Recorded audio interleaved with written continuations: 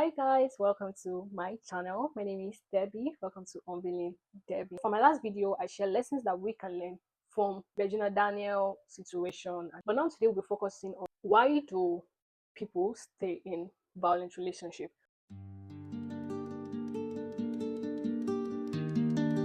But first things first, I condemn every form of violence, irrespective of the gender.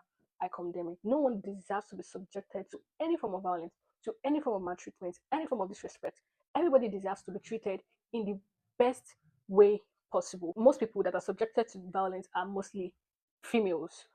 Male too are subjected because I've had stories where a male was being life wasn't cut short because of the violent wife. Violence is not the solution to problem. So I don't see any reason why you and your partner will be having misunderstanding and then you're already going violent. Like it does not solve the problem. Why do victims stay with their oppressor? First things first, violent people are very manipulative. It's like when you give a dog a bone and then you allowing the dog to eat in the bone. The dog eats the bone because yes, dogs like bone. And then they maybe the dog fumble, you come for them, you discipline them. In the next minute, you are luring them again with the bone. So they are very, very manipulative. They will find a way to always get you. Even at the point when you realize that, okay, this is too much. I can't take this. This should be over. This is not what I'm supposed to be experiencing. This kind of life is not meant for me. They will find a way to convince you that whatever you're thinking in your head, that that's not it. They will make you look stupid.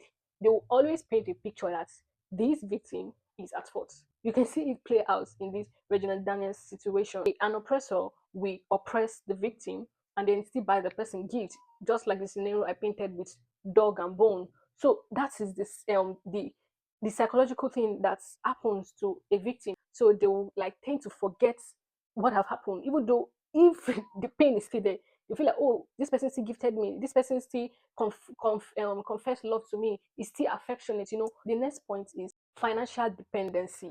This, which is why I will always clamor for ladies to upscale themselves. Don't feel that, oh, a man has to do everything for you. Build yourself, go for your goals. You can work, you can earn money. Don't depend on your spouse for everything because of there is no money to fuel the lifestyle that they think they want for themselves. They don't mind staying there, staying in their abuse just to sustain that lifestyle.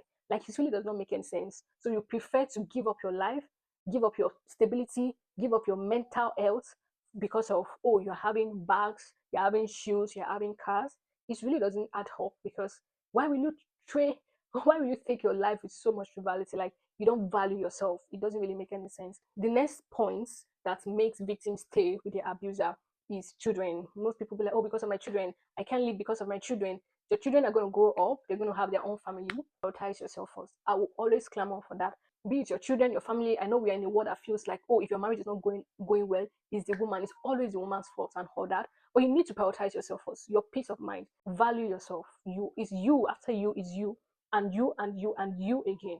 So always remember that. Another reason is the shame and stigma.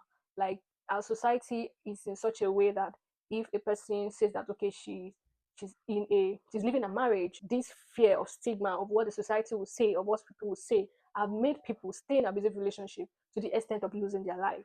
Also, looking at the trends of how abusers do to their victim, first they tend to cut them away from family and friends, people that actually show them genuine love. So they tend to terminate that interaction. So they will not be able to confide in anyone when they are going through those painful experiences. Your life is much more precious. Marriage is just here on earth, and you need to prioritize your life first. You need to prioritize you over anybody. We women, we need to be really, really self-aware. We need to understand the power we carry as a woman. We need to understand that we can actually be something as a woman. You can attain anything you've desired for yourself as a woman, because we feel that, oh, we tend to make it look like, oh, without a man, we can't be anything. That's why most of us subject ourselves to some of this ill treatment. The signs are usually there at the relationship stage. How does it treat you? How does it treat other people?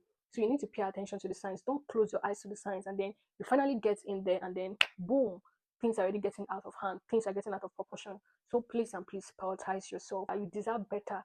Like I really don't know why we want to subject myself to an everlasting torment because, oh, I just been married to somebody. It really doesn't make any sense. It's your life first. It's when you're alive you can even take care of your children. If you're not alive, How will you take care of your children? We see in the case of Osinachi, you see now she's here, she's no more. The children here are here. Like we don't know how, like the trauma, everything. It's really not easy. So prioritize yourself first. Be it a male and a female, you need to love yourself. It all starts from loving yourself. If you have not developed that self love for yourself, please develop it, knowing that you're special, you're wonderful, you are one in a billion. You are better off alone than to be with someone that you will be tormented for the rest of your life. I hope this video was helpful. I hope you learned one or two things, and I'll see you in my next video. As I do always say, keep trusting, keep believing. God is going to come true for you. Bye.